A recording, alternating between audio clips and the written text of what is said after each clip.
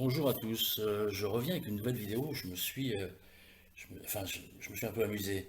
Je me suis posé une question de la plus-value que j'apportais à mes clients en fait. Voilà, c'est l'objet de cette vidéo. Je radote, mais c'est super important pour mon référencement, pour ma visibilité. Si vous aimez ce que je fais, abonnez-vous. Vous serez en plus au courant des nouvelles vidéos automatiquement quand je les mets en ligne. Et puis si vous aimez ce que je fais, mettez un pouce vers le haut, ça m'encourage, j'aime bien. Voilà, je vais encore vous parler de mon métier. Je suis conseiller en gestion de patrimoine, pour ceux qui ne me connaissent pas. Raison pour laquelle je ne fais pas des vidéos tous les jours. Je ne vends pas de formation, je vous en ai déjà parlé, des formations pour devenir rentier. Ils ont basculé sur les formations marchand de biens là, en ce moment, ouais, allez-y. Ouais.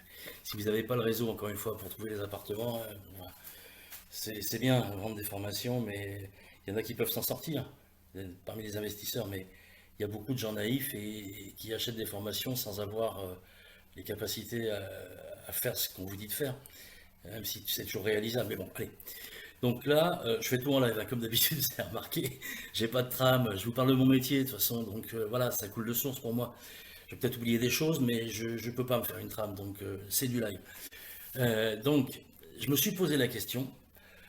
Vous avez vu que j'ai fait plusieurs opérations clés en main en colocation pour des clients. J'ai mis quelques exemples en ligne.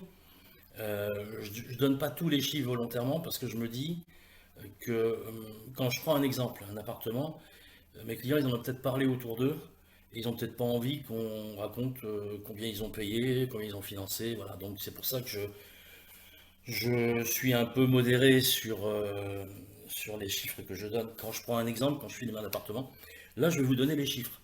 Parce que je me suis posé cette question, si mes clients n'avaient pas croisé ma route et que on est face à quelqu'un qui achète un appartement pour le louer, donc le même appartement, hein, celui que j'ai pris en exemple, c'est un cas réel encore une fois, ça serait quoi la différence? Sans mon apport à moi, avec tout ce que je fais, y compris le suivi et la partie support fiscal, qu'est-ce que ça aurait donné avec le même appartement?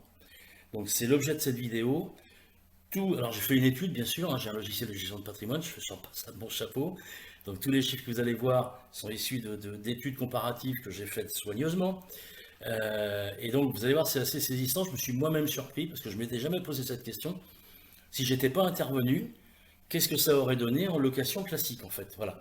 Donc là j'ai pris l'exemple d'un T4, c'est un cas réel, tout est chiffré comme il faut, et donc vous allez avoir le détail et le comparatif entre les deux, sans mon intervention et avec mon intervention. C'est parti, on rentre. La première partie, je vais vous présenter les détails de l'investissement. En route. Alors voilà donc la base de l'investissement, l'appartement et les travaux. Donc d'un côté, j'ai comparé mon T4, ma réalisation, parce que j'ai tout fait de A à Z, y compris le suivi. Donc c'est du clé en main. Même la mise en location, j'ai oublié d'en parler. J'ai une agence qui gère bien les locations. Ce qui est pas évident à trouver, je vous assure. Le plus dur, c'est quand même trouver l'appartement, mais trouver une agence pour bien gérer ce genre de location, c'est vraiment pas facile. Donc je remercie Elisabeth et son fils. Puis le même de l'autre côté, sans mon intervention. Et très objectivement, hein, donc c'est un appartement qui fait 80 mètres carrés. Moi, j'ai fait une réhabilitation complète, donc ça veut dire qu'on a remis entièrement l'électricité aux normes, on a refait entièrement la salle de bain pour la rendre au goût du jour, parce qu'elle était vraiment pas belle. On a remis les murs corrects, parce qu'ils étaient pas, on les a lissés, remis en peinture, parce que c'était vraiment, il y avait du boulot quand même, hein. On a remis du revêtement de sol dans tout l'appartement parce que c'est plus facile à louer. L'aspect visuel fait aussi le loyer, hein, et le confort fait le loyer. Donc on a changé le revêtement de sol dans tout l'appartement et c'est mieux également au niveau entretien avec les matériaux qu'on a choisis. On a créé une troisième chambre parce que c'était un salon, donc on a mis une cloison et une porte. Et on a rajouté le mobilier entièrement dans tout l'appartement, l'électroménager parce que tout est équipé. Et j'ai compté le montage également parce que c'est pas gratuit, puis c'est pas moi qui le fais parce qu'il faut qu'on me donne un tournevis et une clé. Donc voilà, il y a tout est compris parce que c'est du clé en main, ce que j'ai dit, hein. Plus le suivi des travaux, bien évidemment, parce que vous avez vu qu'il y a un suivi de ma part. Et puis également le suivi comptable, parce que moi, depuis pas mal d'années maintenant, j'ai un cabinet comptable partenaire qui gère très bien la partie fiscale. Et voilà, c'est vraiment du clé en main. Et de l'autre côté, bah, on a fait juste la réhabilitation de l'appartement hein, pour le remettre en location dans de bonnes conditions. C'est-à-dire on a refait les travaux. Voilà, l'électricité, la salle de bain, les murs, le revêtement de sol et la troisième chambre. Les données de base, les données chiffrées de ce comparatif. Donc là, mes clients, ils ont un crédit de 176 676 euros. Alors, je pense en plus que je pense que c'est moins parce que je leur ai revendu le garage qui servait à rien. Mais je vais rester sur cette base. Je pense qu'on est un peu en dessous, à peu près 10 000 euros en dessous. Mais bon. Et de l'autre côté, bah, effectivement, j'ai pas rajouté toute ma plus-value, y compris le mobilier, mon suivi et tout ce qu'il y avait. Donc on est à 159 000 seulement au lieu de 176 000 et quelques. Voilà. Donc les conditions au niveau du crédit, j'ai pris les conditions actuelles, même si ça bouge un peu en ce moment. J'ai pris 20 ans, encore une fois, je l'ai déjà dit dans une vidéo précédente, parce qu'obtenir un crédit sur 25 ans pour du locatif aujourd'hui, les banques font la tête. C'est vraiment pénible, mais bon, voilà, c'est comme ça. Donc je me suis calé sur des taux. On peut négocier mieux, mais j'ai fait exprès. Hein, je veux pas non plus. À chaque fois, je fais des études qui sont pas volontairement pas optimistes. J'ai mis un taux d'assurance à 0,20, j'ai mis entre parenthèses que c'est moyen, parce qu'effectivement, quand j'interviens en délégation d'assurance, on arrive à, là, on dira que la banque a fait un effort. Voilà, sur son taux d'assurance, mais il y a moyen de gratter un petit peu quand même si vous passez par, si vous me demandez d'intervenir en délégation d'assurance. Charges et taxes foncières. Donc des deux côtés, bah, c'est pareil, c'est le même appartement. Hein. Donc on a le même montant de la taxe foncière, on a le même montant des charges collectives. Je dis bien collectives parce que effectivement là, on est notamment sur le chauffage collectif. Donc ce qui fait qu'on a des charges relativement importantes, mais il y a une grosse part des charges qui sont refacturées aux locataires, bien évidemment, parce que le chauffage, c'est eux qui payent. Donc voilà, mais c'est la particularité de l'ancien. En même temps, je ne veux pas aller dans des choses, des appartements trop récents, parce que pour plein de raisons que je vais pas expliquer. J'ai pas envie. Mais voilà, je sais très bien ce que je fais, je sais pourquoi je vais là. Et effectivement, il y a des charges importantes, mais c'est pas le hasard. Alors, au niveau de la gestion locative, j'ai mis en frais d'agence pour gérer les loyers, les locataires, et l'assurance loyer impayé, j'ai mis 10%, c'est réaliste, même si moi j'ai des accords, hein, c'est toujours négocié, mais je pense que si vous passez par une agence classique, vous allez payer un peu plus cher. Mais bon, voilà, je suis resté sur ce que moi je fais habituellement. Donc les frais d'agence, c'est l'assurance loyer impayé, dégradation, protection juridique. Ça fait 10% du montant des loyers. Et de l'autre côté, dans les locataires, souvent, sont des jeunes. Donc on peut aussi se passer de l'assurance quand on a une caution des parents et que les parents sont largement solvables. Ça sert à rien d'aller payer une assurance loyer impayé, dans la mesure où on a une caution des parents, on demande bien évidemment les relevés de salaire et l'avis d'imposition.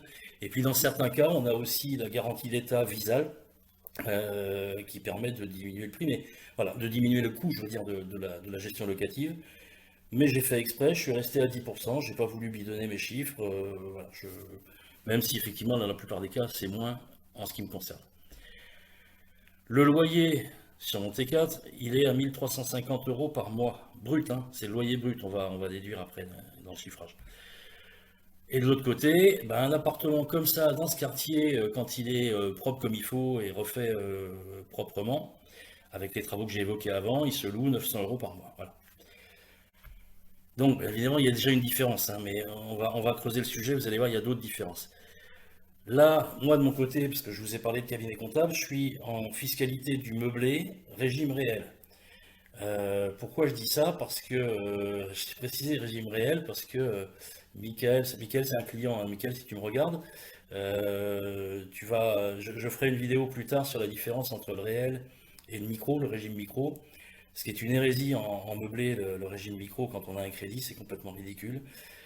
Mais Michael, c'est son expert comptable et son banquier lui ont parlé du régime micro. Expert comptable hein, quand même, et banquier. Ils ne savent pas ce que c'est que le régime réel. Mais bon, c'est la vie, c'est comme ça. Je vous en reparlerai à un autre moment. Et le cabinet comptable plus centre de gestion agréé avec lequel je travaille, ça fait à peu près 600 euros par an. Pourquoi je parle de centre de gestion agréé? C'est que quand vous êtes en meublé, que vous encaissez des loyers, Tout ce que vous allez apprendre là, vous n'avez pas besoin d'acheter une formation du coup, hein. Je vous le dis, c'est un petit tacle en passant. Quand vous êtes en meublé, donc faut éviter le régime micro, avec un abattement forfaitaire de 50%. Ça veut dire que les 50% de loyer qui restent sont imposables, ce qui est complètement ridicule. Donc là, pourquoi je mets centre de gestion agréé? Parce que comme un indépendant, comme moi, hein, si j'avais pas un centre de gestion agréé, au niveau des impôts, les revenus que je vais tirer de mon activité, moi, en tant qu'indépendant, et la même chose, puisque c'est le même régime en meublé, les loyers que vous allez encaisser sur votre location, si vous n'aviez pas de centre de gestion agréé, fiscalement, il serait majoré de 25%. Ce qui est dommage, parce que le centre de gestion agréé, ça ne coûte pas grand-chose. Ça permet de vérifier et de certifier la comptabilité. Je suis un peu barbant, hein, mais j'aime bien les détails. De l'autre côté, bah, voilà, j'achète l'appartement, je le mets en location et je suis en fiscalité revenu foncier. Donc vous avez vu la différence, effectivement, il y a une petite différence parce que j'ai rajouté des frais, mais sont des frais utiles. Et donc, ce qu'on va voir maintenant, c'est les chiffres. J'ai fait un comparatif avec les mêmes conditions. J'ai tout détaillé, hein. Exactement les mêmes conditions, y compris de crédit. Et vous allez voir que je me suis moi-même surpris, je l'ai dit au début de la vidéo, mais c'est assez surprenant parce que l'écart, il est énorme. Alors, je suis pas magicien, hein, encore une fois, mais bon, déjà, il faut trouver l'appartement au départ. C'est ça le plus dur. Après, il faut avoir des gens fiables pour faire les travaux. Enfin voilà, c'est quand même du boulot. Mais je suis assez fier du résultat parce que vous allez voir le comparatif. Ouais, j'aime bien, j'aime bien le résultat. Donc on rentre dans le détail des chiffres, les résultats de l'opération comparé à l'autre. Donc c'est là qu'on va rigoler un petit peu, parce qu'on va rentrer dans les détails chiffrés. Ce que vous voyez en bas, c'est du suspense, c'est le résultat. J'ai pas réussi.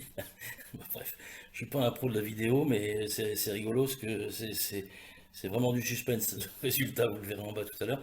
Donc j'ai pris une hypothèse de taux marginal d'imposition de l'investisseur à 30%. Je vous ferai un autre exemple avec 41%. J'ai mis RFR, ça signifie revenu fiscal de référence.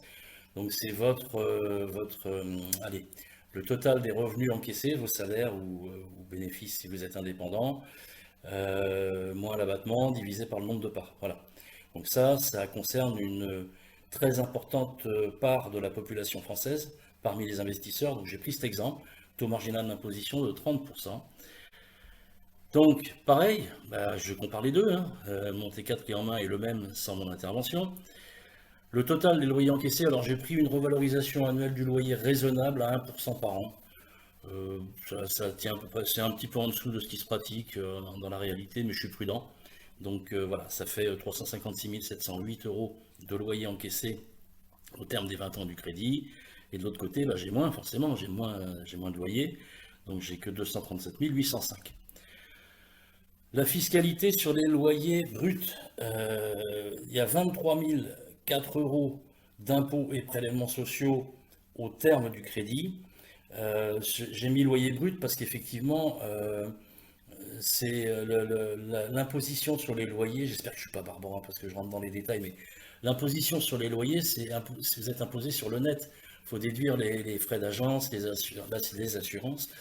Il faut déduire également la taxe foncière, il faut déduire les intérêts d'emprunt. Mais là, j'ai pris cet exemple, voilà, ça représente 6,45% seulement des loyers encaissés sur toute la durée du crédit, alors que de l'autre côté, bah, j'ai 36 000 pour un loyer moins important, hein, pour une masse de loyer moins important, je suis à 15%. Donc vous voyez déjà la différence au niveau de la fiscalité. Ensuite, le total des charges, là moi j'ai un peu plus en charge, parce que bah, il y a les frais comptables et puis j'ai supposé dans mon étude, j'ai supposé un changement complet tous les 10 ans de tout le mobilier et l'électroménager. C'est un peu dingue parce que ça se passe pas comme ça d'habitude, mais je fais ça pour tenir compte des éventuels frais de réparation, une remise en peinture, voilà. Donc, total des charges, 133 000, on va dire 134 000 de mon côté et 94 000 quasiment de l'autre. Sachant que sur l'autre, voilà, j'ai pas compté tout ce que j'ai compté de mon côté, j'ai rajouté des frais moi de mon côté volontairement. Ce que je fais dans mes études, hein, c'est ce que je fais systématiquement. Le total des échéances de crédit, les mensualités de crédit au terme, vous avez payé 231 758 d'un côté et 208 702 de l'autre, normal. Vous avez moins emprunté du côté droit sans mon intervention. Le coût total, donc le coût réel hein, de l'opération, tout compris, déduction faite dans les loyers encaissés, moins les frais et charges, moins enfin, la taxe foncière, les frais de comptabilité, et puis ce fameux renouvellement tous les 10 ans intégral de tout le mobilier et l'électroménager, j'arrive seulement à 32 000 euros. C'est le coût de l'opération, c'est ce que ça m'a coûté réellement en net. Ça fait donc 133 euros par mois. Et alors, je vous l'ai dit, hein, je suis sur un crédit de 20 ans. Hein. Si je suis sur un crédit de 25 ans, je suis moins. Mais je ne prends pas de crédit de 25 ans en ce moment parce que les banques font la tête et m'agacent un peu. Donc voilà, ça fait 32 000. Le prix de revient de l'investissement, ça fait 32 000 pour un achat à 176 000. Alors que de l'autre côté, bah, au lieu de 32 000, mon opération m'a coûté 101 000 euros, alors que j'ai moins emprunté. Ça fait 423 par mois, vous voyez la différence. Hein. C'est pour ça que je vous dis que mon intervention, effectivement, j'en suis assez fier parce que mes clients n'auraient pas fait ça sans tout le travail que j'ai fait. Et donc, 423 euros par mois pour un achat à 159 000, alors que de l'autre côté, je suis à 133 pour 176 000 empruntés. Donc, le scoop arrive. Le loyer net au terme du crédit, une fois que le crédit est terminé. Donc, j'ai un loyer, une fois que j'ai déduit mes frais et charges, tout ce que je vous ai cité avant, taxes foncières, les frais d'agence, les charges de copro, de copropriété, je suis à 1141 tous les mois, mais il faut tenir compte de la fiscalité, bien évidemment, parce qu'il y a une partie imposable. Il me reste 814 dans la poche, net, donc net, hein, après l'intervention de l'administration fiscale, donc imposition plus prélèvements sociaux. Et de l'autre côté, ben, j'ai seulement 697 euros de loyer encaissé par mois, mais après fiscalité, parce que le régime fiscal est beaucoup plus défavorable, il me reste que 391 euros dans la poche. Je vous laisse regarder la différence. La fiscalité. Donc la fiscalité, là, c'est la différence entre mes 1141 et 814. Hein. C'est tout bête. Hein. J'ai 1141 euros de loyer brut. Le loyer net avant fiscalité, la différence, ça fait 327. Ça fait 29% du loyer imposable, donc les 1141. De l'autre côté, la fiscalité, c'est la différence, encore une fois, entre les 697 euros que j'ai encaissés et les 391 euros qui me restent une fois que Bercy est passé par là. Donc, ça fait 306 euros. Vous voyez, ça fait pas une grosse différence. 327 d'un côté, 306 de l'autre, mais par contre, on ne parle pas du même loyer. Là, ça représente 44% du loyer imposable, alors que je suis qu'à 29 de l'autre côté. Le rendement net de l'opération, alors comment on calcule? Moi j'aime bien parler de net parce que les agents immobiliers ont pris l'habitude, certains notaires aussi, ils parlent en brut, c'est-à-dire qu'ils vous donnent le montant du loyer rapporté au prix d'achat de l'appartement, mais juste le prix de l'appartement. Moi, quand je compte en net, je retire tous les frais, les charges et la fiscalité et je compte tout. Les travaux, le mobilier, mes honoraires, les frais de notaire, tout. Donc là, le rendement net, c'est quoi? C'est le loyer calculé en annuel, parce que c'est comme ça qu'on raisonne, le loyer annuel net divisé par le prix de revient. C'est-à-dire que je regarde ce que ça me rapporte chaque année par rapport à ce que ça m'a coûté, les 32 000 euros. Donc je suis à 30% de rendement net, 30%. De l'autre côté, je vous promets que c'est pas une blague, faites le calcul vous-même, hein, c'est assez facile à faire. Vous prenez le loyer net encaissé, donc le loyer net, c'est après fiscalité. Vous multipliez par 12 pour l'avoir sur l'année, et vous le divisez par le prix de revient, le coût total. Je suis à 4,62 de l'autre côté, 30% d'un côté, et même, allez, on va dire 5% de l'autre côté. Vous voyez qu'effectivement, je me suis surpris moi-même. Hein. Franchement, je savais qu'il y avait une différence, mais à ce point-là, c'est quand même énorme. Donc voilà, je suis assez content du résultat et fier de mon boulot. Voilà, je vous avais pas menti, hein, c'est vraiment saisissant. Hein. La différence, moi, encore une fois, j'ai été surpris moi-même. Hein. Je savais qu'il y avait un écart, mais à ce point-là, je ne savais pas. Et donc, même si on parle de marge d'erreur, elle est énorme. La marge d'erreur, il peut se passer des trucs. Vous serez toujours dans un investissement très rentable. Et c'est là qu'on se rend compte que ça se fait pas n'importe comment, en fait. Il y a beaucoup de travail derrière. Le résultat, j'en suis assez fier, effectivement. Et donc, voilà, tout ça, c'est un cas réel, encore une fois, hein, je ne l'ai pas sorti de mon chapeau. Tout est réel et l'investissement que vous avez vu en meublé, c'est un investissement réel de client à moi. Voilà. Bon, j'espère que ça vous a intéressé. N'oubliez pas de vous abonner. Pourquoi pas relayer les liens de vidéos vers les gens que vous connaissez. Et puis surtout, un truc aussi, vous pouvez vous référer à des vidéos plus anciennes, même si j'étais pas très pro à l'époque, c'était un peu moyen au niveau qualité, mais peu importe, j'ai dit des choses intéressantes, je le sais parce qu'on me le dit encore, hein. Mais bon, faut remonter un peu dans le passé et il y a des bases de réflexion qui sont pas bêtes et que vous pouvez aller chercher. Ne regardez pas trop l'image parce que j'ai fait des progrès depuis. Voilà, j'espère encore une fois que ça vous a intéressé et puis bah, j'essaierai de revenir bientôt parce qu'il faut aussi que je m'occupe de mes clients. Je suis quand même conseiller en gestion de patrimoine. Bah, à la prochaine pour une nouvelle vidéo. Au revoir.